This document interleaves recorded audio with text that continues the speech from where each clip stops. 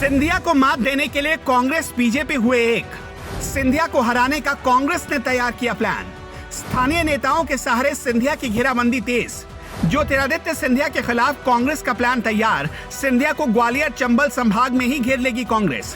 सिंधिया को घेरने के लिए कांग्रेस ने दिग्विजय सिंह को सौंपी जिम्मेदारी।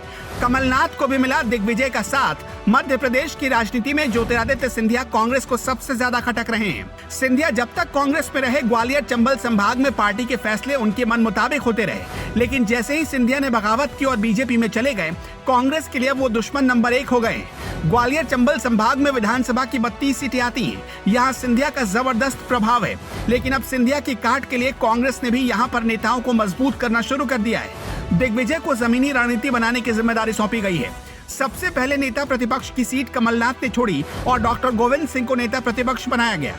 गोविंद सिंह भिंड जिले की लाहार सीट से विधायक हैं। 1990 से वो लगातार चुनाव जीत रहे हैं। क्षत्रिय समाज से आते हैं, तो इसी जिले के पूर्व मंत्री चौधरी राकेश सिंह को भी बड़ी जिम्मेदारी सौंपने की तैयारी कर ली गई है। राकेश सिंह ब्राह्मण समुदाय से आते हैं। ग्वालियर चंबल अंचल में ठाकुर और ब्राह्मणों की संख्या ज्यादा है।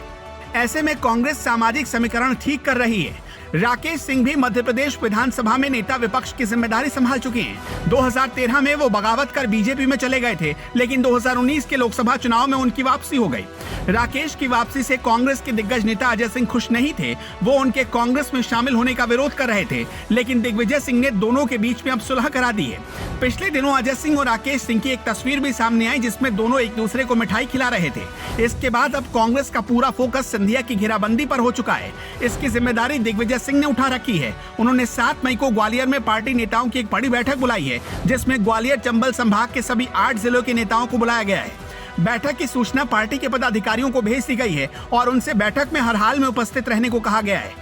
बैठक में सिंधिया की घेराबंदी के प्लान पर चर्चा तय है। सिंधिया को अगर ग्वालियर चंबल संभाग में घेरने में कामयाबी मिल जाती है, तो कांग्रेस की यह राह आसान हो जाएगी।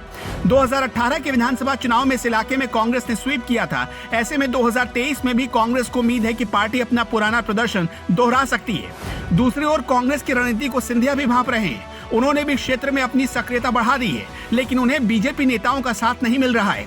सबसे बड़ी बात यह है कि इस क्षेत्र में बीजेपी के पास दिग्गज नेताओं की कमी नहीं है।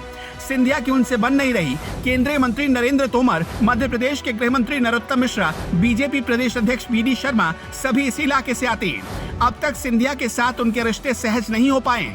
संघ के साथ भी सिंधिया अभी तक सामंजस्य नहीं बना पाए हैं, इसलिए सिंधिया को अपनी टीम के भरोसे ही रहना पड़ रहा है। ऐसे में कांग्रेस के लिए उनकी घेराबंदी ज्यादा मुश्किल नहीं दिख रही। सबसे बड़ी बात, एक और बीजेपी में जबरदस्त गुटबाजी दिख रही है, लेकिन कांग्रेस में सिंधिया के जाने से अब कोई गुट नहीं बचा है। दिग्विजय के अलावा यहाँ थोड़ा प्रभाव कमलनाथ का है। सिंधिया के चलते कांग्रेस के दूसरे नेताओं का यहाँ ज्यादा प्रभाव नहीं रहा। कमलनाथ ने भी दिग्विजय को ही यहाँ की जिम्मेदारी दे दी। कांग्रेस एकजुट दिख रही है, तो बीजेपी में सिंधिया संघर्ष करते हुए दिख रहे हैं। दावे तो यहाँ तक किए जा रहे हैं कि बीजेपी के कई दिग्गज ही सिंधिया को निपटाने में लगे हैं। 2019 की तरह 2024 में भी सिंधिया को हराने की रणनीति पर काम शुरू हो गया है। सिंधिया भी राज्यसभा से सांसद हैं, लेकिन ये तय माना जा रहा है कि 2024 में वो गुना सीट से ही लोकसभा का चुनाव लड़ेंगे, लेकिन इस बार भी उनकी जीत पर संशय अभी से ही मंडराने लगा है। Bureau report, the Dhakad news.